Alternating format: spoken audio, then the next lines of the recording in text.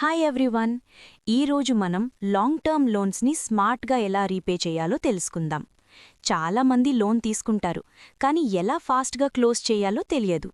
ఈ వీడియో చివరికి మీరు ల్యాక్స్ సేవ్ చేసే ట్రిక్స్ నేర్చుకుంటారు.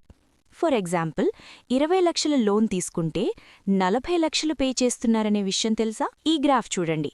రెడ్ లైన్ స్టార్టింగ్లో చాలా హైగా ఉంది, అంటే మొదటి సంవత్సరాల్లో మీరు ఈఎంఐ కడుతున్నది ఎక్కువగా ఇంట్రెస్ట్కి వెళ్తుంది. గ్రీన్ లైన్ స్టార్టింగ్లో చాలా లోగా ఉంది, అంటే ప్రిన్సిపల్ అమౌంట్ చాలా స్లోగా తగ్గుతుంది. మిడిల్ ఇయర్స్లో interest and principal almost equal అవుతాయి. లాస్ట్ ఇయర్స్లో గ్రీన్ లైన్ ఫాస్ట్గా పెరుగుతుంది, రెడ్ లైన్ తగ్గిపోతుంది.